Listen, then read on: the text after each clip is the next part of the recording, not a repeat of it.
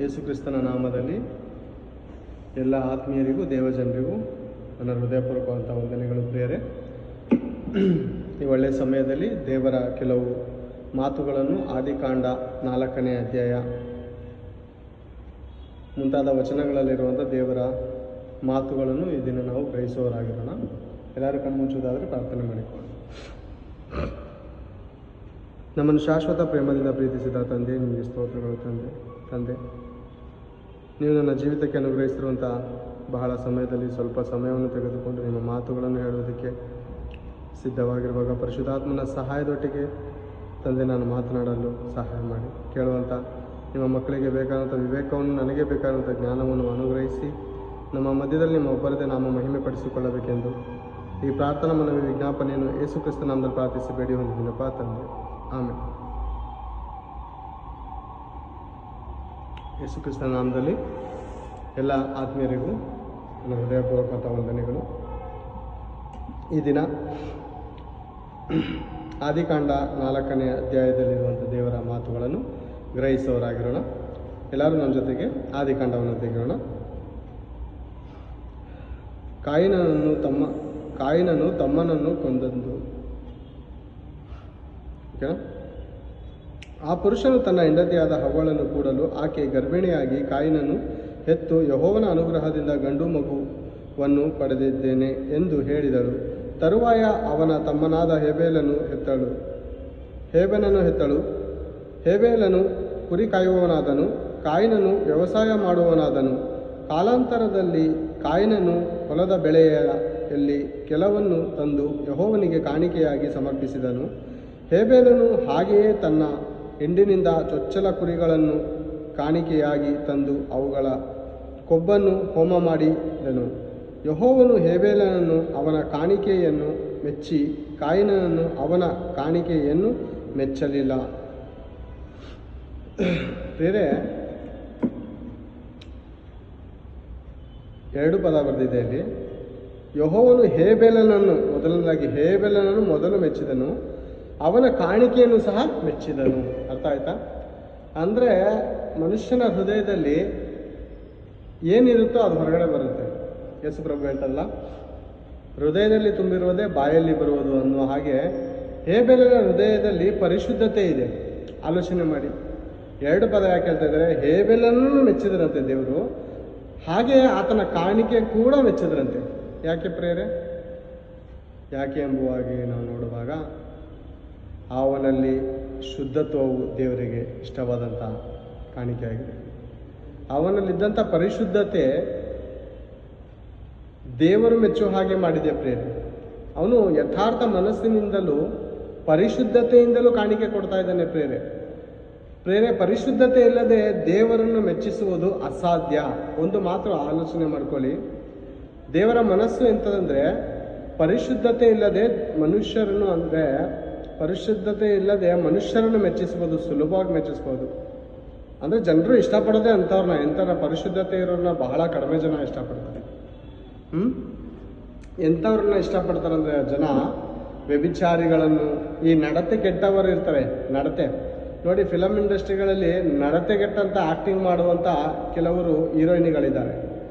ಮೈ ಮೇಲೆ ಸರಿಯಾದ ವಸ್ತ್ರ ಹಾಕಲ್ಲ, ಓಕೆನಾ?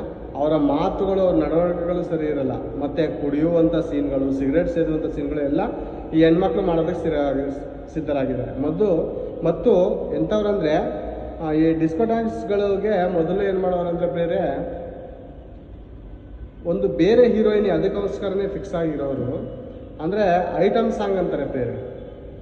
ಐಟಮ್ ಸಾಂಗ್ಗೆ ನೃತ್ಯ ಮಾಡಿಸೋದಕ್ಕೆ ಬೇರೆ ಒಂದು, ಅಂದರೆ ಫಿಲಮಲ್ಲಿ ಇಲ್ಲದೇ ಇರೋಂಥ ಒಂದು ಹೊಸ ಸ್ತ್ರೀನ, ಅಂದರೆ ಆ ಕ್ಷಣಕ್ಕೆ ಹೊಸದಾಗಿರುವಂಥ ಒಂದು ಸ್ತ್ರೀನ ಕರೆಸಿ ಒಂದು ಪಬ್ ಡ್ಯಾನ್ಸ್ ಥರ ಆಡಿಸುವಂಥದ್ದು ನಾವು ನೋಡಿದ್ದು. ಎಷ್ಟು ಒಂದು ಸ್ವಲ್ಪ ಹಣವನ್ನು ತೆಗೆದುಕೊಂಡು, ಅವ್ರಿಗೆಲ್ಲ ಹೀರೋಯಿನ್ ಎಷ್ಟು ಕಾಸಿರಲ್ಲ, ಸ್ವಲ್ಪ ಹಣವನ್ನು ತೆಗೆದುಕೊಂಡು ಡ್ಯಾನ್ಸ್ ಮಾಡಿ ಹೋಗೋರು. ಈಗ ಹೀರೋಯಿನಿಗಳು ಏನು ಮಾಡಿಬಿಟ್ಟಿದ್ದಾರೆ ಅಂದರೆ, ಅವ್ರಿಗೆ ಯಾಕೆ ಕಾಸು ಕೊಡ್ತೀರಾ ಡ್ಯಾನ್ಸ್ ಆಡೋದಕ್ಕೆ? ಅವ್ರು ಹೇಗೆ ಬಟ್ಟೆ ಹಾಕ್ತಾರೋ ಅದಕ್ಕಿಂತ ಚಿಕ್ಕದಾಗಿ ಹಾಕ್ತೀವಿ ನಾವು ಬಟ್ಟೆಗಳು, ಪರವಾಗಿಲ್ಲ, ಆ ಕಾಸು ನಮಗೆ ಕೊಡಿ ಅಂತ ಹೇಳಿ ಈ ಪರಿಸ್ಥಿತಿ ಆಗಿದೆ. ಮೈ ಮೇಲೆ ಬಟ್ಟೆ ಇಲ್ಲ ಅಂದ್ರೆ ಇದಕ್ಕೋಸ್ಕರನೇ ಜನ ಶಿಲ್ಪಿ ಹೊಡಿತಾರೆ. ಎಂಥವ್ರನ್ನ ಶಿಲ್ಪಿ ಹೊಡೆದು ಅವ್ರನ್ನ ಸನ್ಮಾನಿಸ್ತಾರಂದರೆ, ನಡತೆಗೆಟ್ಟವರನ್ನು ಪ್ರಪಂಚ ಸನ್ಮಾನಿಸುತ್ತೆ. ಪರಿಶುದ್ಧರನ್ನ, ನೀತಿವಂತರನ್ನ, ನಡತೆಯಲ್ಲಿ ಶುದ್ಧತೆಯಲ್ಲಿ ಒಳ್ಳೆ ರೀತಿಯಲ್ಲಿ ಜೀವಿಸುವಂಥ ಹೆಣ್ಣುಮಕ್ಕಳನ್ನು ಗೌರವಿಸುವಲ್ಲ, ಅಂಥವ್ರು ಗೌರವಿಸೋದಿಲ್ಲ. ನಡತೆಗೆಟ್ಟವರು, ನಾಚಿಕೆಗೆಟ್ಟವರು, ನೀಚರು ಅಂಥವ್ರನ್ನ ಈ ಸಮಾಜ ಗೌರವಿಸುತ್ತೆ. ಇದು ನಿಮಗೆಲ್ಲ ಗೊತ್ತಿರುವಂಥ ವಿಷಯ ಅಂತ ನಾನು ಅನ್ಕೋತೀನಿ. ತಿಳ್ಕೊಳ್ಳಿ, ಓಕೆನಾ? ದೇವರೇನು ಮೆಚ್ಚಿದ್ದಾನೆ ಅಂತಂದರೆ, ಹೇಬೇಲನನ್ನು, ಮೊದಲದಾಗಿ ಹೇಬೇಲನನ್ನು, ನಂತರ ಆತನ ಕಾಣಿಕೆಯನ್ನು ದೇವರು ಮೆಚ್ಚಿದ್ದಾರೆ. ಅರ್ಥ ಮಾಡ್ಕೊಳ್ಳಿ. ಹೇಬೇಲನಲ್ಲಿದ್ದಂಥ ಒಳ್ಳೆ ಗುಣಗಳು, ಒಳ್ಳೆ ಭಾವನೆಗಳು, ಪರಿಶುದ್ಧತೆಗಳು, ಪವಿತ್ರತೆಗಳು, ದೇವರನ್ನು ಪ್ರೀತಿಸುವಂಥ ಮನಸ್ಸನ್ನು ದೇವರು ನೋಡಿದರೆ, ಅವನ ಯಥಾರ್ಥ ಮನಸ್ಸಿನಿಂದ ದೇವರಿಗೆ ಕೊಡುವಂಥ ಕಾಣಿಕೆ ದೇವರಿಗೆ ಮೆಚ್ಚುಗೆ. ಓಕೆನಾ? ಪ್ರೇರೆ, ನಮ್ಮಲ್ಲಿ ಒಂದು ವೇಳೆ ನಮ್ಮಲ್ಲಿ ಪರಿಶುದ್ಧತೆ ಇಲ್ಲದೆ ದೊಡ್ಡದಾಗಿ ನಾವು ಏನೇ ದೇವ್ರು ಕೊಟ್ಟರು ದೇವ್ರಿಗೆ ಇಷ್ಟ ಆಗಲ್ಲ. ನಮ್ಮಲ್ಲಿ ಒಳ್ಳೆ ಗುಣಗಳಿಲ್ಲದೆ, ಒಳ್ಳೆ ಭಾವನೆಗಳಿಲ್ಲದೆ ನಾವು ದೇವ್ರಿಗೆ ಏನಂದ್ರೆ ಏನು ಕೊಟ್ಟರು ಇಷ್ಟ ಆಗಲ್ಲ. ಒಂದು ಸುನಿಲ್ ಸಂಟಾಕಿಯವರು ಒಂದು ಪದ ಆಡಿದರೆ, ಇಲ್ಲ ಅಣ್ಣ ನಿನಗೆ ಮೋಕ್ಷವಿಲ್ಲ ಅಂತ. ಅದರಲ್ಲೊಂದು ಒಂದೇ ಒಂದು ಪಲ್ಲವಿ ತುಂಬ ಚೆನ್ನಾಗಿದೆ. ದೇವರು ಕಾಣಲು ಕಾಡಿಗೆ ಹೋಗಿ ಒಂಟಿಯಾಗಿ ನೀ ತಪಸ್ಸನ್ನು ಮಾಡಿ, ದೇವರ ಕಾಣಲು ಕಾಡಿಗೆ ಹೋಗಿ ಒಂಟಿಯಾಗಿ ನೀ ತಪಸ್ಸನ್ನು ಮಾಡಿ, ಹೃದಯ ಶುದ್ಧಿ ಮಾಡದೆ ಹೋದರೆ ಮೋಕ್ಷವಿಲ್ಲಣ್ಣ, ನಿನಗೆ ಸ್ವರ್ಗ ಇಲ್ಲಣ್ಣ. ಮೋಕ್ಷವಿಲ್ಲಣ್ಣ, ನಿನಗೆ ಸ್ವರ್ಗ ಇಲ್ಲಣ್ಣ. ಇಲ್ಲಣ್ಣ, ನಿನಗೆ ಮೋಕ್ಷವಿಲ್ಲಣ್ಣ. ಇಲ್ಲಣ್ಣ, ನಿನಗೆ ಸ್ವರ್ಗ ಇಲ್ಲಣ್ಣ. ದೇವರು ಕಾಣಬೇಕು, ನೋಡಬೇಕು ಅಂತ ಇಷ್ಟಪಟ್ಟು ಕಾಡ್ಗೋಗಿ ಅನೇಕ ವರ್ಷಗಳು ಜೀವಿತ ತ್ಯಾಗ ಮಾಡಿ, ಉಪವಾಸ ಮಾಡಿ, ವ್ರತಗಳನ್ನು ಮಾಡಿ ದೇವರು ಕಾಣಲು ತವಕಪಟ್ಟಂತ ಭಕ್ತನು ಯಾವ ರೀತಿ ಇರಬೇಕಂತೆ? ಹೃದಯ ಶುದ್ಧಿ ಉಳ್ಳವರು ಧನ್ಯರು. ಈ ಮಾತು ಅರ್ಥ ಮಾಡ್ಕೊಳ್ಳಿ. ಹೃದಯ ಶುದ್ಧಿ ಉಳ್ಳವರು ಧನ್ಯರಂತೆ ಪ್ರೇರೆ. ಪರಲೋಕ ರಾಜ್ಯವು ಅಂಥವರದು. ಸ್ವರ್ಗ, ವೈಕುಂಠ ಅಂತಿರಲ್ಲ ನೀವು, ಅದೆಂಥವ್ರಂದ್ರೆ ಹೃದಯ ಶುದ್ಧಿ ಉಳ್ಳವರದು ಅಂತೆ ಪ್ರೇರೆ. ಸುಮ್ಮನೆ ಎಲ್ಲರೂ ದೇವ್ರು ಕೊಡೋದಕ್ಕೆ ಹೋಗಲ್ಲ. ಅರ್ಥ ಆಯ್ತಾ? ತನ್ನ ತಂದೆ ಯಾರಿಗೆ ಆಸ್ತಿ ಕೊಡ್ತಾರೆ? ಬೀದಿಲಿ ಹೋಗಿ ಬರೋ ದಾಸರನ್ನು ಕೊಟ್ಬಿಡ್ತಾರ? ಬೀದಿಲಿ ಹೋಗಿ ಬರೋರು ಕೊಡಲ್ಲ. ಅವರು ಯಾರು ಕೊಡ್ತಾರೆ? ತನ್ನ ರಕ್ತದಲ್ಲಿ ಬೆರೆದಂಥ ಮಕ್ಕಳಿಗೆ ಮಾತ್ರ ಕೊಡ್ತಾರೆ ಆಸ್ತಿ. ಅರ್ಥ ಆಯ್ತಾ? ಅದೇ ರೀತಿ ದೇವರ ಪರಿಶುದ್ಧತೆಯಲ್ಲಿ ಬೆರೆತಂಥ ಭಕ್ತರಿಗೆ ಮಾತ್ರ ದೇವರು ಪರಲೋಕ ಕೊಡುವಂಥದ್ದು, ವೈಕುಂಠ ಕೊಡುವಂಥದ್ದು. ಸಿಕ್ಕಿದವ್ರಿಗೆಲ್ಲ ಕೊಡಲ್ಲ ಪ್ರೇರೆ. ಅಶುದ್ಧತ್ವದಲ್ಲಿ, ಮಲಿನದಲ್ಲಿ, ಈ ಲೋಕದ ಪಾಪದಲ್ಲಿ ಮಲಿನಕ್ಕೆ ಮಲಿನವನ್ನು ಅಂಟಿಸ್ಕೊಂಡಿರುವಂಥ ಕ್ರೂರರಿಗೆ ದೇವರು ಕೊಡಲ್ಲ, ಖಂಡಿತ ಕೊಡಲ್ಲ. ಏನ್ರಿ ಬೇರೆ, ಒಂದು ತಂದೆ ತಾಯಿಗಳಿಗೆ ಮನಸ್ಸು ನೋಯಿಸಿ ಅವ್ರಿಗೆ ಹರ್ಟ್ ಮಾಡಿ ಅವ್ರಿಗೆ ತಿನ್ನೋದಕ್ಕೆ ಆಹಾರ ಕೊಡದೆ ಹೊಡಿತಾ ಇರುವಂಥ ಮಗನಿಗೆ ಯಾವ ತಂದೆ ತಾಯಿಗಳ ಆಸ್ತಿ ಬರ್ಕೊಡ್ತಾರೆ? ಅನಾಥಾಶ್ರಮಕ್ಕೆ ಬಂದುಬಿಡ್ತಾರೆ. ಇಂಥ ಕ್ರೂರ್ ನನ್ನ ಮಗನ ನಾನು ಎತ್ತಿದ್ದಕ್ಕೆ ನನಗೆ ತುಂಬ ನೋವಾಯ್ತಪ್ಪ, ನಾನು ಪಶ್ಚಾತ್ತಾಪ ಪಡ್ತೀನಿ, ಇಂಥ ರಾಕ್ಷಸ ನನ್ನ ಮಗನ ನಾನು ₹1 ಆಸ್ತಿ ಕೊಡೋಲ್ಲ ಅಂತ ಇದ್ದರೆ ಗೌರ್ಮೆಂಟ್ ಕಾಲ್ ಮಾಡಿಬಿಡ್ತಾರೆ. ಅಂದರೆ ಯಾರ್ಯಾರು ಬಡದು ಆಶ್ರಮ ಕೊಟ್ಬಿಡ್ತಾರೆ. ಹೌದಲ್ವಾ? ಮತ್ತು ದೇವ್ರ ಮಾತು ಕೇಳದೆ ಹೃದಯ ಶುದ್ಧಿ ಉಳ್ಳವರಾಗಿರದೆ ದೇವ್ರಿಗೆ ನಾವು ಲಕ್ಷಾಂತರ ರೂಪಾಯಿ ಕಾಣಿಕೆ, ₹1000 ಕಾಣಿಕೆ, ಹಣ್ಣು ಹಂಪ್ಲ ಕಾಯಿ ಎಲ್ಲ ಕೊಟ್ಟರೆ ದೇವ್ರು ಹೇಗೆ ಇಷ್ಟಪಡ್ತಾರೆ? ದೇವ್ರು ಹೇಳೋ ಮಾತು ಒಂದು ಕೇಳ್ತಾರೆ. ಅರ್ಥ ಮಾಡ್ಕೊಳ್ಳಿ. ದೇವ್ರು ಹೇಳುವಂಥ ಮಾತು ಭಕ್ತಾದಿಗಳಾದಂಥ ದೇವರ ಮಕ್ಕಳು ಒಬ್ಬರು ಮಾತು ಕೇಳ್ತಾ ಇಲ್ಲ. ಇವಾಗ ದೇವರು ಹೇಗೆ ಇಷ್ಟಪಡ್ತಾರೆ ನಮ್ಮನ್ನು? ಇವಾಗ ಗಂಡ ಹೆಂಡತಿ ಇರ್ತಾರೆ, ಓಕೆನಾ? ಗಂಡ ಹೆಂಡತಿ ಇರ್ತಾರೆ. ಗಂಡನು ಕೆಲಸದ ನಿಮಿತ್ತ ಹೊರಗಡೆ ಹೋಗಿರ್ತಾರೆ, ಓಕೆನಾ? ಗಂಡ ಹೆಂಡತಿ ಮಧ್ಯದಲ್ಲಿ ಏನು ಒಪ್ಪಂದ ಆಗಿರ್ತಾರೆ? ಮದುವೆ ಆಗಿದಾಗ ಏನಾಗಿರ್ತದೆ? ನಾನು ನಿನ್ನನ್ನು ಬಿಟ್ಟು ಬೇರೆಯವ್ರನ್ನ ನೋಡೋದಿಲ್ಲ, ಬೇರೆಯವ್ರನ್ನ ನಾನು ಮೋಹಿಸೋದಿಲ್ಲ, ಬೇರೆಯವ್ರ ಜೊತೆ ಸಂಬಂಧ ಮಾಡಿಕೊಂಡು. ಹೆಂಡತಿನೂ ಅದೇ ರೀತಿ, 7 ಜನ್ಮಕ್ಕೂ ನೀನೇ ಸಿಗಬೇಕು. ನಾನು ಎಂಥ ಕಷ್ಟ ಬಂದರು, ರೋಗ ಬಂದರು, ಪರಿಸ್ಥಿತಿ ಬಂದರು, ಎಂಥ ಕೆಟ್ಟ ಪರಿಸ್ಥಿತಿ ಬಂದರು ಒಬ್ಬರನ್ನ ಬಿಟ್ಟು ಒಬ್ಬರು ಆಗಲೋದಿಲ್ಲ ಅಂತ ಪ್ರಮಾಣ ಪೂರ್ವಕವಾಗಿ ಮದುವೆ ಆಗಿರ್ತೀವಿ ಅಲ್ವಾ? ಮದುವೆ ಆದಂಥ ನಾವು ಗಂಡನು ಪಾಪ ಕಷ್ಟಪಟ್ಕೊಂಡು ಸಂಪಾದನೆ ಮಾಡ್ಕೊಂಡು ತನ್ನ ಹೆಂಡತಿ ಮಕ್ಕಳನ್ನ ನೋಡ್ಕೋಬೇಕನ್ನೋಂಥ ಉದ್ದೇಶದಿಂದ ಹೊರಗಡೆ ಹೋಗಿದಾಗ ಫೋನ್ ಮಾಡಿ ಕೇಳಿ, ಏನ್ರಿ ನಿಮ್ಮ ನೆನಪಾಯ್ತೈತೆ ರೀ, ನಿಮ್ಮ ನೋಡ್ಬೇಕು ಅನಿಸ್ತೈತೆ, ತುಂಬ ನೆನಪಾಯ್ತೈತೆ, ಹೌದಾ? ನಾನು ಆಫೀಸಲ್ಲಿದ್ದೀನಿ, ಬರ್ತೀನಿ ನಾನು. ಓಕೆ, ಇಲ್ಲ ನಿಮ್ಮ ನೋಡ್ಬೇಕು ಅನಿಸ್ತೈತೆ, ವೀಡಿಯೋ ಕಾಲಿಂಗ್ ಮಾಡ್ತೀನಿ.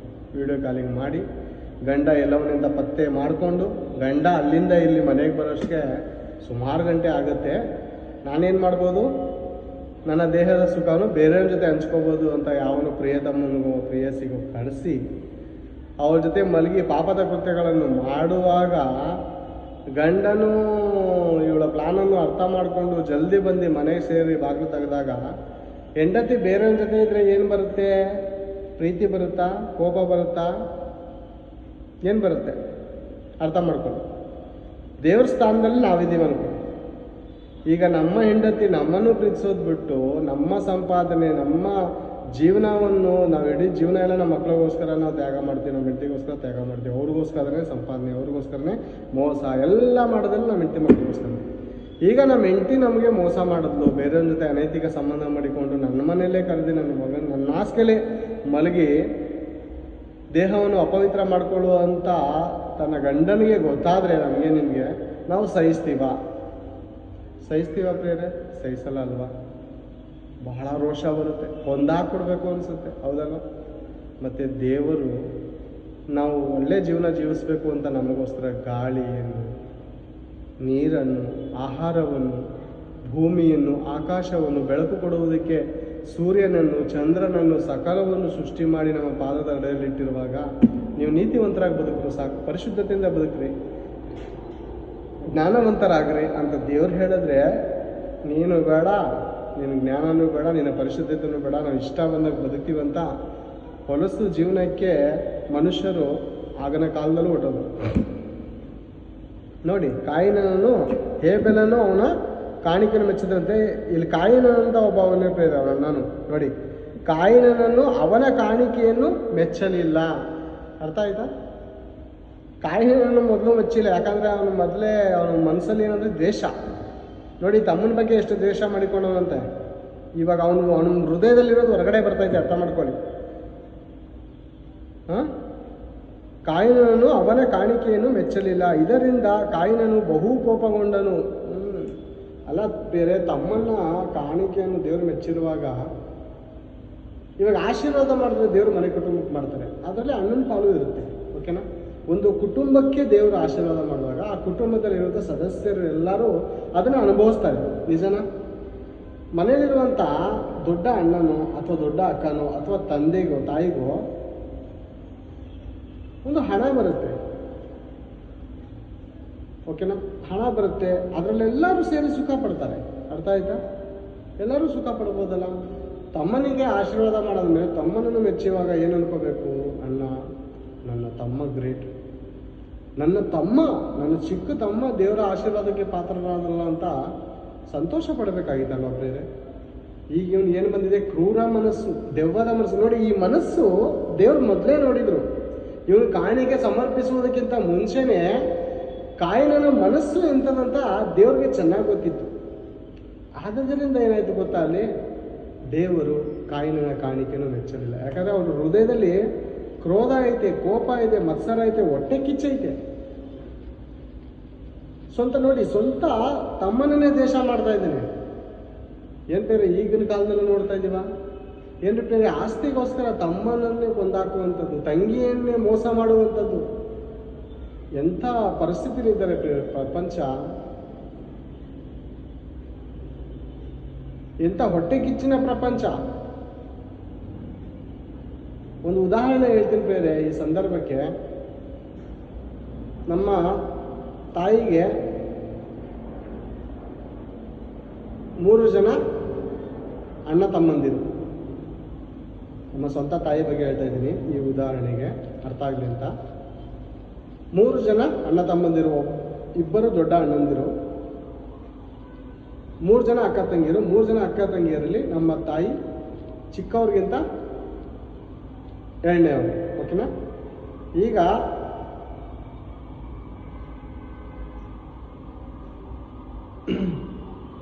ತುಂಬ ಆಸ್ತಿ ಇದೆ, ನಮ್ಮ ತಾತನ ಆಸ್ತಿ ತುಂಬ ಇದೆ. ಆಗ ಏನಾಗಿದೆ ಅಂದರೆ ತಾತನ ಆಸ್ತಿ ತುಂಬ ಇರುವಾಗ ಈ ನಮ್ಮ ತಾಯಿಯ ಅಣ್ಣ ಅಂದರೆ ನಮ್ಮ ಮಾಮ ಆಗಬೇಕು, ಅವ್ರೇನು ಮಾಡಿದ್ದಾರೆ, ಅವರು ಈ ನಮ್ಮ ತಾಯಿಯವ್ರ ತಂಗಿ, ನಮ್ಮ ಚಿಕ್ಕಮ್ಮ, ನಮ್ಮ ಮಾಮ ಅಂದರೆ ನಮ್ಮ ತಾಯಿಯ ಅಣ್ಣ ತಂಗಿ, ಇವರಿಬ್ಬರು ಸೇರಿ ಪ್ಲಾನ್ ಏನು ಮಾಡಿದ್ದಾರೆ ಅಂದರೆ, ಆಸ್ತಿ ಇವ್ರಿಗೆ ಯಾರಿಗೂ ಕೊಡೋದು ಬೇಡ, ಇವ್ರು ಮಾರಿದ್ರೆ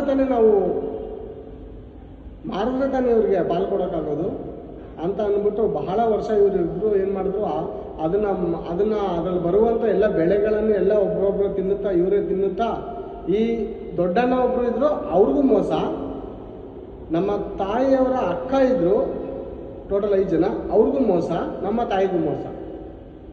ಕೊಡ್ತಾ ಇಲ್ಲ ಅವರು ಒಳಗಡೆ ಏನು ಮಾಡ್ತಾ ಇದ್ದಾರೆ, ಎಲ್ಲ ಹಣವನ್ನು, ಲಕ್ಷಾಂತರ ರೂಪಾಯಿ ಹಣವನ್ನು ತಿಂತಾ ಇದ್ದಾರೆ. ಓಕೆನಾ? ಈಗ ನಮ್ಮ ತಾಯಿಗೆ ರೋಗ ಬಂತು ಪ್ರೇರೆ, ಭಯಂಕರವಾದ ರೋಗದಲ್ಲಿ ಬಂದಾಗ ನಾನೇನಂದರೆ, ನಿಮ್ಮ ಹಣದಲ್ಲಿ ಆಸ್ತಿಯಲ್ಲಿ ನನಗೆ ಪಾಲು ಬೇಡ, ನನ್ನ ತಾಯಿಯನ್ನು ಉಳಿಸ್ಕೊಡಿ ಅಂತ ನಾನು ಅವ್ರ ಹತ್ರಲ್ಲಿ ಬೇಡಿಕೆ ಇಟ್ಟೆ. ನನ್ನ ತಾಯಿಯನ್ನು ಉಳಿಸಿಕೊಡಿ, ಆ ಆಸ್ತಿಯ ಪಾಲು ನನಗೆ ಬೇಕಾಗಿಲ್ಲ. ಡಾಕ್ಟರ್ ಹೇಳಿದ್ರು ನಾವು ಆಪ್ರೇಷನ್ ಮಾಡೋದಕ್ಕೆ 50,000 ಬೇಕು ಅಂತ. ಎಂಥ ಪರಿಸ್ಥಿತಿ ಇತ್ತು ಅಂದರೆ ತುಂಬ ಭಯಂಕರ. ಅಂದರೆ ಪ್ರೇರೆ ನಾವು ಒಂದು ಕಾಲದಲ್ಲಿ ತುಂಬ ಶ್ರೀಮಂತರು, ರಾಮನಗರ ಪ್ರಾಂತ್ಯದಲ್ಲಿ, ರಾಮನಗರ ಮೈಸೂರು ರೋಡು ರಾಮನಗರ ಪ್ರಾಂತ್ಯದಲ್ಲಿ ತುಂಬ ಶ್ರೀಮಂತರು. ಆದರೆ ಪಾಪವು ಕೊಡುವಂಥ ಸಂಬಳ ಪ್ರೇರೆ, ಮೊದಲನೇ ಮರಣನೂ ಹೌದು, ಜಲ್ದಿ ಬರುತ್ತೆ ಮರಣ, ಎರಡನೇ ಮರಣನೂ ಹೌದು. ಮೊದಲನೇ ಮರಣ ನಮ್ಮ ತಂದೆ ಪಾಪ ಮಾಡಿದಂಥ ಕಾರಣಕ್ಕೆ ನಮ್ಮ ಇಡೀ ಮನೆ ಕುಟುಂಬಕ್ಕೆ ತುಂಬ ದರಿದ್ರತನ ಬರುತ್ತೆ. ಇದರಿಂದ ತುಂಬ ಕಷ್ಟಕ್ಕೆ ಒಳಗಾದ. ಒಂದು ಟೈಮಲ್ಲಿ ಅವ್ರಿಗೆ ನಾವು ಆಹಾರ ಹಾಕಿ ಸಾಕಿದವರು, ಅವ್ರ ಮನೇಲಿ ತಿನ್ನೋಕ್ಕೆ ಅನ್ನ ಇರ್ತಾರಿಲ್ಲ. ಯಾರು? ನಮ್ಮ ಮಾಮ ಅವರಾಗಿರ್ಬೋದು, ನಮ್ಮ ಚಿಕ್ಕಪ್ಪ ಅವರಾಗಿರ್ಬೋದು, ಮುಂತಾದವ್ರಿಗೆ ತಿನ್ನೋದಕ್ಕೆ ಆಹಾರ ಇರಲಿಲ್ಲ. ನಾವು ನಡೆಸಿದಂಥ ಹೋಟೆಲಲ್ಲಿ ಬಂದು ಅವ್ರು ಆಹಾರ ತಿಂದು ಜೀವನ ಮಾಡ್ತಾ ಇದ್ದಂಥ ಪರಿಸ್ಥಿತಿಯಲ್ಲಿ ಅವ್ರು ಇದ್ದರು. ಸ್ವಲ್ಪ ಅವ್ರಿಗೆ ಒಳ್ಳೆಯ ಸಮಯ ಪ್ರಾರಂಭವಾಯಿತು, ನಮಗೆ ಕೆಟ್ಟ ಸಮಯ ಪ್ರಾರಂಭವಾಯಿತು. ಆ ಆಸ್ತಿಯಿಂದ ಏನಾಯಿತು ಅಂದರೆ, ನಮ್ಮ ತಾಯಿಗೆ ರೋಗ ಬಂತು. ಆ ರೋಗ ಬಂದ ಕಾರಣಕ್ಕೆ ನಾನು ಕೇಳಿದೆ, ಇದರಲ್ಲಿ ಆಸ್ತಿಲಿ ನಮ್ಮ ಪಾಲು ಬೇಡ, ನಮ್ಮ ತಾಯಿಗೆ ಉಳಿಸ್ಕೊಡೋದಕ್ಕೆ ಡಾಕ್ಟರ್ ಹೇಳ್ತಾ ಇದ್ರೆ 50,000 ರೂಪಾಯಿ ನೀವು ಕಟ್ಟಬೇಕು, ಆಪ್ರೇಷನ್ ಮಾಡಬೇಕು, ಇಲ್ಲಾಂದರೆ ನಿಮ್ಮ ತಾಯಿ ಉಳಿಯಲ್ಲ ಅಂತ. ನಾನು ಅವ್ರ ಹತ್ರ ಬೇಡಿಕೆ ಇಟ್ಟೆ, ತುಂಬ ನೋವಿನಿಂದ, ತುಂಬ ವೇದನೆಯಿಂದ. ದೇವ್ರು ಯಾರಂತ ಗೊತ್ತಿಲ್ಲ, ಆತ್ಮರಕ್ಷಕನು ಪಾಪ ವಿಮೋಚಕನು ಯಾರಂತ ಗೊತ್ತಿಲ್ಲ. ಲೋಕದಲ್ಲಿ ನಮ್ಮ ತಂದೆ ತಾಯಿಗಳು ಮಾಡಿದಂತೆ ಪಾರಂಪರೆಯಲ್ಲೇ ಬಂದು ಶಾಪಗ್ರಸ್ತದ ಜೀವಿತ ಜೀವಿಸ್ತಾ ಇದೆ. ಓಕೆ, ಈಗ ನಾನು ಬೇಡಿಕೆ ಇಟ್ಟಾಗ ಅವ್ರು ಏನಂದ್ರೆ ಗೊತ್ತಾ, ಅವರು ನಿನ್ನ ಕೈಲಾದರೆ ಉಳಿಸ್ಕೊಳ್ದ್ರೆ ಬಿಟ್ಬಿಡು ಅಮ್ಮ, ನನ್ನ ತಾಯಿ ಓಕೆ, ನಿಮಗೆ ತಂಗಿ ಅಲ್ವಾ, ನಿಮಗೆ ಅಕ್ಕ ಅಲ್ವಾ, ಅವ್ರ ಪ್ರಾಣ ಉಳಿಸ್ಕೊಳ್ಳಿ ಅಂತ ಹೇಳಿದ್ರೆ, ಅವ್ರು ಸತ್ತರೆ ನಮ್ಮ ಲಾಭನೇ ಅನ್ನೋ ಆಲೋಚನೆ.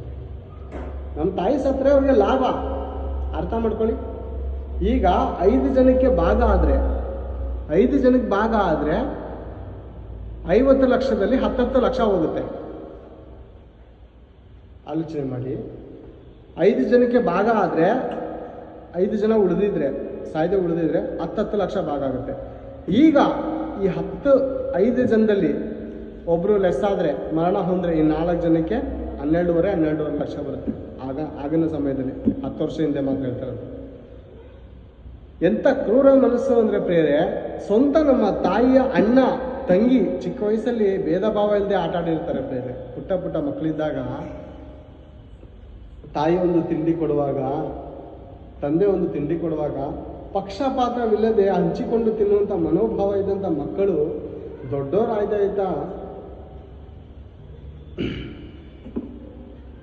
ದೊಡ್ಡವರಾಯ್ತಾ ಏನು ಪ್ರೇರೆ ಕ್ರೂರ ಮನಸ್ಸು,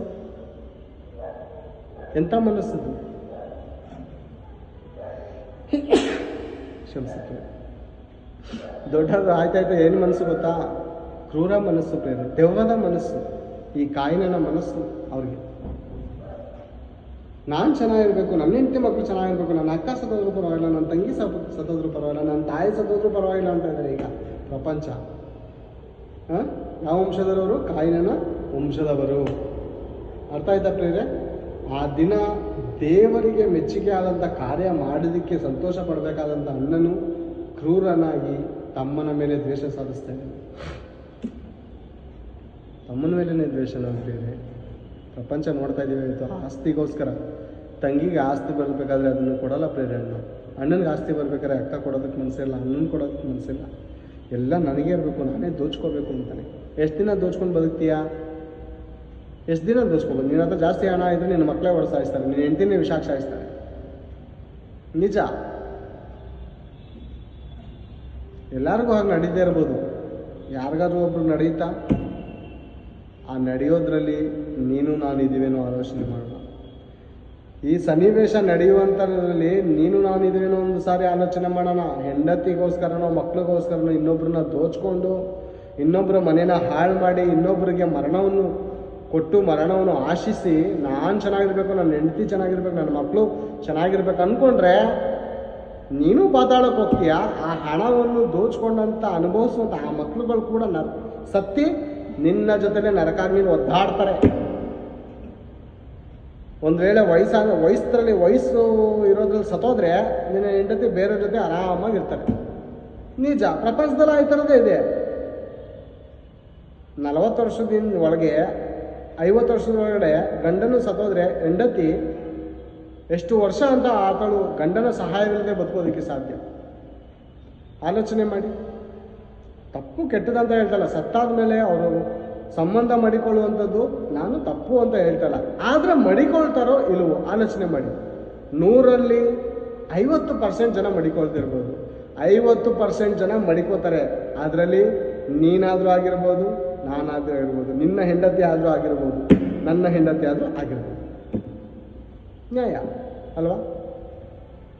ಅದಕ್ಕೋಸ್ಕರ ಹೇಳ್ತಾ ಇದ್ದೀನಿ, ಹಣಕ್ಕೋಸ್ಕರ ಆಸ್ತಿಗೋಸ್ಕರ ಇನ್ನೊಬ್ಬರನ್ನ ದೋಚ್ಕೊಂಡು ನನ್ನ ಹೆಂಡತಿ ಮಕ್ಕಳು ಚೆನ್ನಾಗಿರ್ಬೇಕು ಅಂದ್ಕೊಂಡ್ರೆ ಅರ್ಧಾಂತರದಲ್ಲೇ ನಿಮ್ಮ ಜೀವನ, ನಿಮ್ಮ ಮಕ್ಕಳ ಜೀವನ, ನಿಮ್ಮ ಹೆಂಡತಿ ಎಲ್ಲರೂ ನಿಮ್ಮಿಂದ ದೂರ ಆಗ್ತಾರೆ. ಸತ್ತಾದ್ಮೇಲೆ ನರಕದಲ್ಲಿ ಒತ್ತಾಡಬೇಕು.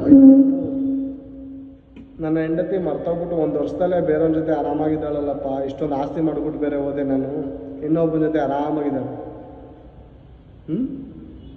ಮಕ್ಕಳು ನಿನ್ನ ದುಡ್ಡನ್ನ ತಗೋಗಿ ಕ್ಲಬ್ಬಲ್ಲಿ ಪಬ್ಗಳಲ್ಲಿ ಹೆಣ್ಮಕ್ಳು ಮುಂದೆ ಹಿಂಗೆ ಹೊಡಿತಾ ಇರ್ತಾರೆ. ಅವಾಗೇನು ಮಾಡ್ತೇನೆ? ನೊಂದ್ಕೋತಿ. ಅವಾಗ ನರಕದಲ್ಲಿ ಅಲ್ಲೂ ಬೆಂಕಿ, ಈ ಭೂಲೋಕವನ್ನು ಕುರಿತು ಆಲೋಚನೆ ಮಾಡುವಾಗ ಇಲ್ಲೂ ಬೆಂಕಿ ಬೀಳ್ತಾ ಇರ್ತದೆ. ಇಲ್ಲಿ ಮಾಡುವಂಥ ಕೆಲಸಗಳು ನಿನ್ನ ಮಕ್ಕಳುಗಳು, ನಿನ್ನ ಹೆಂಡತಿ ಅಲ್ಲಿ ನೊಂದ್ಕೋಬೇಕಾಗುತ್ತೆ. ಇದು ಪ್ರಪಂಚದಲ್ಲಿ ಅರ್ಥ ಮಾಡ್ಕೋಬೇಕಾದಂಥ ವಿಷಯ. ಇದು ಮಹಾಜ್ಞಾನ ಐತೆ ಸತ್ಯವೇದ ಗ್ರಂಥದಲ್ಲಿ. ಇದನ್ನು ಓದಿದ್ರೆ ಮುಂದೆ ಏನಾಗುತ್ತೆ ಅಂತ ಹೇಳ್ಬೋದು, ಭವಿಷ್ಯ ಹೇಳ್ಬೋದು, ಪ್ರಪಂಚಕ್ಕೆ ಭವಿಷ್ಯ ಹೇಳ್ಬೋದು. ಒಂದು ಏರಿಗ್ ಭವಿಷ್ಯನೋ, ಒಬ್ಬನಿಗೋ ಇಬ್ರಿಗೋ ಭವಿಷ್ಯ ಅಲ್ಲ, ಪ್ರಪಂಚದಲ್ಲಿರುವಂಥ ಮಾನವರಿಗೆ ಭವಿಷ್ಯ ಹೇಳುವಂಥ ಗ್ರಂಥ ಇದು. ಅವನ ಜೀವನ ಹೇಗಾಗುತ್ತೆ, ಅವನು ಹೇಗಿದ್ರೆ ಅಂತ. ಅರ್ಥ ಆಯ್ತಾ? ಕೆಳಗಡೆ ನೋಡ್ಕೊಳ್ಳೋಣ. ಕಾಲಾಂತರದಲ್ಲಿ ಕಾಯಿನನ್ನು ಹೊಲದ ಬೆಳೆಯಲ್ಲಿ ಕೆಲವನ್ನು ತಂದು ಯೆಹೋವನಿಗೆ ಸಮರ್ಪಿಸ್ತಾನೆ. ಇದು ನೋಡೋದಲ್ಲ ಪ್ರೇರೆ, ದೇವರಿಗೆ ಮೆಚ್ಚುಗೆಯಾದಂಥ ಕಾಣಿಕೆಯನ್ನು ಸಮರ್ಪಿಸಿದಂಥ ಕಾರಣಕ್ಕೆ ತಮ್ಮನನ್ನು ಕೊಂದು ಹಾಕಿದ್ದಾನೆ. ಒಬ್ಬ ದುಷ್ಟಶಕ್ತಿ ಇದ್ದಾನೆ ಪ್ರೇರೆ, ಒಬ್ಬ ದುಷ್ಟನೇ ಇದ್ದಾನೆ. ಅವನ ಉದ್ದೇಶ ಏನಂದರೆ ದೇವರಿಗೆ ಮಾತ್ರ ನೀನು ಫಲ ಕೊಡಬಾರ್ದು. ನಿನ್ನ ಹೆಂಡತಿ ಕೊಡು, ನಿನ್ನ ಮಕ್ಕಳಿಗೆ ಕೊಡು, ನಿನ್ನ ಪ್ರೇಯಸಿಗೆ ಕೊಡು, ನಿನ್ನ ಪ್ರಿಯತಮ್ಮನಿಗೆ ಕೊಡು, ದೇಶಕ್ಕೆ ಕೊಡು. ದೇಶಕ್ಕೋಸ್ಕರ ಯುದ್ಧ ಮಾಡಿ ಸತ್ತೋಗು, ಪರವಾಗಿಲ್ಲ. ದೇವ್ರಿಗೋಸ್ಕರ ಸತ್ಗಿದ್ದೋಗ್ಬಿಟ್ಟಿಯಾ? ದೇವ್ರಿಗೋಸ್ಕರ ಸತ್ಗಿದ್ದೋಗ್ಬಿಟ್ರೆ ಒಂದು ಆತ್ಮ ಅನ್ಯಾಯಕ್ಕೆ ಹೋಗ್ಬಿಡ್ತದೆ. ಎಲ್ಲಿಗೆ? ಏನು ಬೇರೆ? ದೇವ್ರಿಗೋಸ್ಕರ ಸತ್ತೋದ್ರೆ ಏನಾಗ್ತಾನೆ ಗೊತ್ತಾ? ಮನುಷ್ಯ ಸ್ವರ್ಗಕ್ಕೆ ಹೋಗ್ಬಿಡ್ತಾನೆ. ಹೌದಲ್ವ? ಆ ದುಷ್ಟಶಕ್ತಿಯ ಉದ್ದೇಶ ಏನಂದ್ರೆ ಬೇರೆ, ಮನುಷ್ಯನು ದೇವ್ರಿಗೋಸ್ಕರ ಮಾತ್ರ ಸಾಯಬಾರ್ದು. ಇದು ಅವನ ಉದ್ದೇಶ. ದೇವ್ರಿಗೋಸ್ಕರ ಸತ್ತರೆ ಇನ್ನೊಂದು ಜನ್ಮ ಸಿಕ್ಬಿಡುತ್ತೆ. ಅರ್ಥ ಆಯ್ತಾ? ಬೇರೆ ಅನೇಕರು ಒಂದು ಪಂದ್ಯ ಆಡ್ತಾರೆ, ಒಂದು ಏನಂತಾರೆ ಹಳ್ಳಿಗಳ ಕಡೆಯಲ್ಲಿ ಗಟ್ಟಾಬಾರ ಅಂತ ಏನು ಆಡ್ತಾರೆ. ಓಕೆನಾ? ಗಟ್ಟಾಬಾರ ಅಂತ ಆಡ್ತಾರೆ. ಅದರಲ್ಲಿ 4 ಕಾಯಿಗಳಿರ್ತದೆ. ಕೆಲವರು ಹೊರಗಡೆಯಿಂದ ಆಟ ಆಡ್ತಾರೆ, ಕೆಲವರು ಹೊರಗಡೆಯಿಂದ ಆಟ ಆಡ್ತಾರೆ. ಓಕೆನಾ? ಆ ಕಾಯಿ ಎದುರುಗಡೆ ಇರುವಂಥ ಮನುಷ್ಯನು ಹಣ್ಣು ಮಾಡಬಾರ್ದು ಅಂತ ಈ 4 ಕಾಯಿಗಳು ಅವರನ್ನು ಹೊಡೆದೋಡ್ಸೋದಕ್ಕೆ ಬಹಳ ಕಷ್ಟಪಡ್ತವೆ, ಬಹಳ ಪ್ರಯಾಸ ಪಡ್ತವೆ. ಅಲ್ವಾ? ಅದು ಹಣ್ಣಾಗಕ್ಕೆ ಮಾತ್ರ ಬಿಡಬಾರ್ದು. ಹಣ್ಣಾದರೆ ಅದು ಗೆದ್ದಂಗೆ. ಅದೇ ರೀತಿ ನೀನು ದೇವ್ರಿಗೋಸ್ಕರ ಸತ್ತೋದ್ರೆ ನಿನ್ನ ಜೀವನ ಹಣ್ಣಾದಂಗೆ ನಿನಗೆ ಇನ್ನೊಂದು ಜೀವನ ಸಿಗುತ್ತೆ. ಅದಕ್ಕೆ ಒಂದು ದುಷ್ಟಶಕ್ತಿ ಐತೆ ಗೊತ್ತಾ? ದೇವ್ರಿಗೆ ಮಾತ್ರ ಒಳ್ಳೆ ಫಲ ಕೊಡಬೇಡ. ದೇವ್ರು ಕೊಟ್ಗಿಟ್ಬಿಟ್ಯಾ, ದೇವ್ರು ಕೊಡಬೇಡ. ದೇಶಕ್ಕೋಸ್ಕರ ಸತ್ತವು, ಹೆಂಡತಿಗೋಸ್ಕರ ಸಾಯಿ, ಅಭಿಮಾನಿಯಾಗಿ ಹೀರೋಗಳಿಗೋಸ್ಕರ ಸತ್ತವು, ಹೀರೋಯಿನಿಗೋಸ್ಕರ ಪ್ರಾಣ ಬಿಟ್ಬಿಡು, ಬೆಂಕಿ ಹಾಕೊಂಡು ಸುಟ್ಕೊಂಡು ಸತ್ತವು, ದೇವ್ರಿಗೋಸ್ಕರ ಸತ್ತಿದ್ದಾಗ್ಬಿಟ್ಟು ಅನ್ನುವಂಥ ಒಂದು ದುಷ್ಟಶಕ್ತಿ ಇದೆ. ಪ್ರಪಂಚವನ್ನು ಹಾಳು ಮಾಡಿಬಿಟ್ಟಿದೆ. ಪ್ರಪಂಚವನ್ನು ಹಾಳು ಮಾಡಿರುವಂಥದ್ದು ಒಂದು ದುಷ್ಟಶಕ್ತಿ ಇದೆ ಪ್ರೇಮ. ಆ ದುಷ್ಟಶಕ್ತಿ ಬಗ್ಗೆ ನಾವು ನೀವು ತಿಳ್ಕೊಬೇಕಾದ್ರೆ ಬಹಳ ಪ್ರಾಮುಖ್ಯ. ಆ ಶಕ್ತಿ ಪ್ರಪಂಚವನ್ನು ಮಿಂಗಿದೆ ಪ್ರೇರೆ, ಪ್ರಪಂಚವನ್ನು ಹಾಳು ಮಾಡ್ತಾ ಇದೆ ಆ ಶಕ್ತಿ.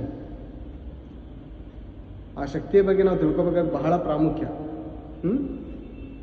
ಬದುಕಿರುವಾಗಲೇ ತಿಳ್ಕೊಬೇಕು ಆ ಶಕ್ತಿ ಬಗ್ಗೆ. ಸತ್ತಾದ ಮೇಲೆ ತಿಳ್ಕೊತೀವಿ ಅಂದರೆ ಆಗಲ್ಲ. ಸತ್ತಾದ ಮೇಲೆ ಎಲ್ಲ ಓಪನ್ ಆಗಿ ಕಾಣುತ್ತೆ, ಪ್ರಯೋಜನ ಇಲ್ಲ. ಬದುಕಿರುವಾಗಲೇ ಆ ದುಷ್ಟಶಕ್ತಿ ಯಾರು, ಆತನ ಕಾರ್ಯಗಳೇನು, ಆತನ ಆಲೋಚನೆಗಳೇನು, ಆತನ ಕುತಂತ್ರಗಳೇನು ಅಂತ ನಾವು ಬದುಕಿರುವಾಗಲೇ ತಿಳ್ಕೋಬೇಕು. ಆತನ ಕುತಂತ್ರ ಭಯಂಕರ, ದೊಡ್ಡ ಕೇಡಿ ಆತನ, ದೊಡ್ಡ ವಿಲನ್. ಪ್ರಪಂಚವನ್ನು ಒಂದೊಂದು ರೀತಿಯಲ್ಲಿ ಒಬ್ಬೊಬ್ಬರಿಗೆ ಮಿಂಗ್ಬಿಟ್ಟಿದ್ದಾನೆ ಅವನು. ಹಣದಿಂದ ಕೆಲವರಿಗೆ ಮಿಂಗ್ಬಿಟ್ಟಿದ್ದಾನೆ. ಹೆಸರು ಮಾಡ್ಕೊ, ಹೆಸರು ಮಾಡಿ ಮಾಡಿ ಮಾಡಿ ಸತ್ತೋಗು. ಬರೋದೇ ನೀನು ನನ್ನ ಹತ್ರ ನರಕಕ್ಕೆ.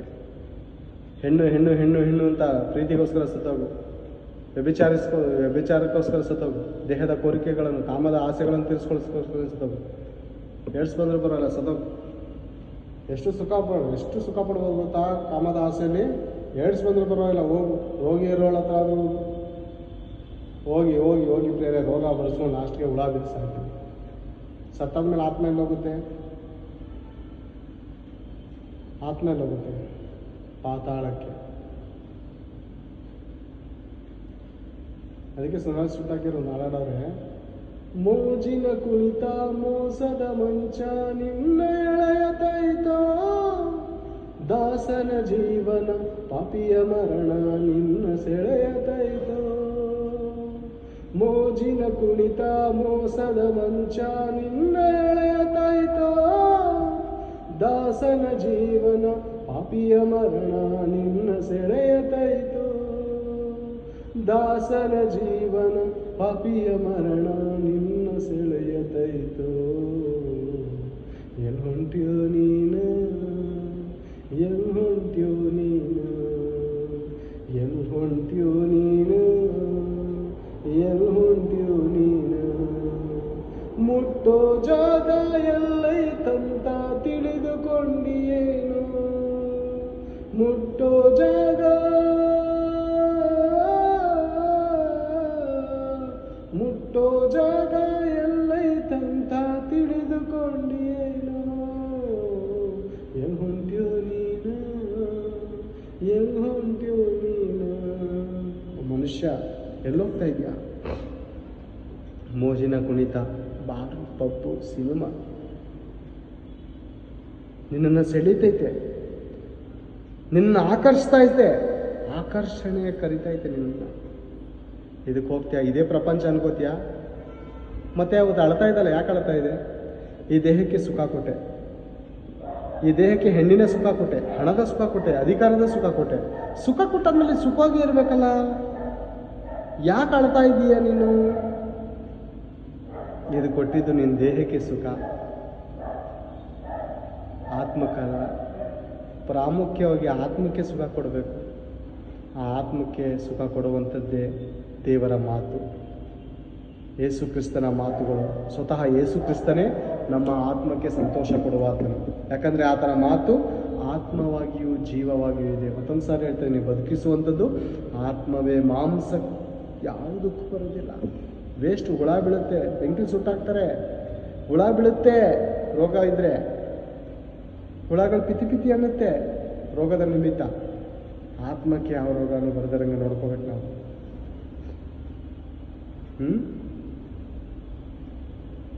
ಆತ್ಮವು ವ್ಯಾಧಿಯನ್ನು ಸಹಿಸಬಹುದು, ಆತ್ಮವೇನೆಂದರೆ ಸಹಿಸುವರೆ. ಈ ದಿನ ಯಾರು ಸಮಾಧಾನವಾಗಿಲ್ಲ. ಯಾಕಂದರೆ ಪಾಪ ಮಾಡಿ ಮಾಡಿ ಮಾಡಿ ಆತ್ಮದ ಶಾಂತಿಯನ್ನೇ ಕಳ್ಕೊಬಿಟ್ಟಿದೆ.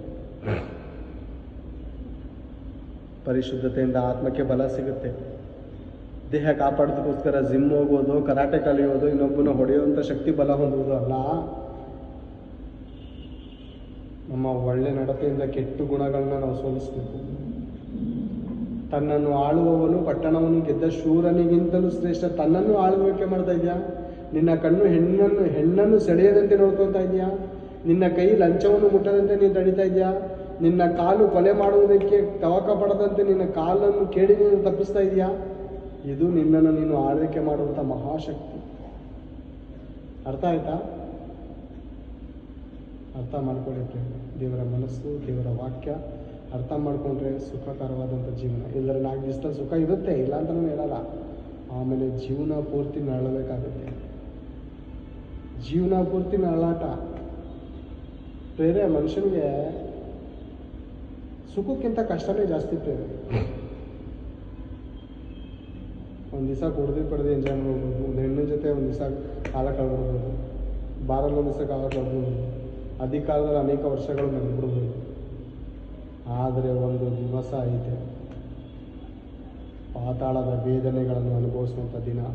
ಅಲ್ಲಿ ಜಾರು ಹೋಗಬೇಡಿ, ಅಲ್ಲಿಗೆ ಜಾರು ಹೋಗೋದಕ್ಕೆ ಇಷ್ಟಪಡಬೇಡಿ. ಕಷ್ಟಪಟ್ಟಾದರೂ ದೇವರು ಇಷ್ಟಪಡುವಂಥ ಕೆಲಸವನ್ನು ಮಾಡಿ. ಮನುಷ್ಯರು ಇಷ್ಟಪಡುವಂಥ ಕೆಲಸ ಮಾಡಿದ್ರೆ ನಾವು ಉಳಿಯಲ್ಲ. ಅಷ್ಟೇ ಪ್ರೇಮ ಜೀವನ. ಯೇಸು ಕ್ರಿಸ್ತನನ್ನು ನಂಬಿ ಆತನ ಮಾತುಗಳು ನಿಮ್ಮನ್ನು ಉದ್ಧಾರ ಮಾಡ್ತವೆ, ನಿಮ್ಮ ಮನೆ ಕುಟುಂಬವನ್ನು ಬೆಳೆಸ್ತವೆ, ನಿಮ್ಮ ಜೀವನವನ್ನು ಬದಲಾಯಿಸ್ತವೆ ಅಂತ ಹೇಳುವಂಥ ಮಾತನ್ನು ನೀವು ನಂಬ್ತೀರೆಂದು ನಾನು ನಂಬುತ್ತಾ ಈ ವಾಕ್ಯದ ಸಂದೇಶವನ್ನು ಮುಗಿಸ್ತಾ ಇದ್ದೀನಿ. ಕಡೆದಾಗಿ ಪ್ರಾರ್ಥನೆ ಮಾಡಿ ಮುಗಿಸ್ಕೊಳ್ಳೋಣ. ಎಲ್ಲರೂ ಸೇರಿ ಕಣ್ಣು ಮುಚ್ಚಿಕೊಂಡು ಪ್ರಾರ್ಥನೆ. ತಂದೆಯಾದ ದೇವರೇ, ನಿಮಗೆ ಸ್ತೋತ್ರಗಳು, ಕೃತಜ್ಞತೆಗಳು ತಂದೆ. ನಿಮ್ಮ ಮಾತುಗಳನ್ನು ಹೇಳುವುದಕ್ಕೆ ಒಳ್ಳೆಯ ಸಮಯವನ್ನು ಕೊಟ್ಟಿದ್ದಕ್ಕಾಗಿ ಸ್ತೋತ್ರ. ನಿಮ್ಮ ಆತ್ಮನ ಸಹಾಯವನ್ನು ಒದಗಿಸಿಕೊಟ್ಟಿದ್ದಕ್ಕಾಗಿ ನಿಮಗೆ ಕೃತಜ್ಞತೆಗಳು ತಂದೆ, ಧನ್ಯವಾದಗಳು ತಂದೆ. ಮುಂದಿನ ದಿನಮಾನಗಳಲ್ಲಿ ಆದಿಕಾಂಡದಲ್ಲಿರುವ ಮುಂದಿನ ಭಾಗವನ್ನು ನಡೆಸಿಕೊಂಡು ಹೋಗುವುದಕ್ಕೆ ನನಗೆ ದಯಮಾಡಿ ತಂದೆ ಪ್ರೇರೇಪಣೆ ಕೊಟ್ಟು ನಡೆಸಬೇಕೆಂದು ಈ ಪ್ರಾರ್ಥನೆಯನ್ನು ನಮ್ಮ ರಕ್ಷಕನಾದ ಕ್ರಿಸ್ತೇಸನನ್ನು ಪ್ರಾರ್ಥಿಸಿ ಬೇಡಿ ಹೊಂದಿನಪ್ಪ ತಂದೆ. ಆಮೇಲೆ ಎಲ್ಲರಿಗೂ ಕ್ರಿಸ್ತೇಸನ ವಂದನೆಗಳು. ಧನ್ಯವಾದ.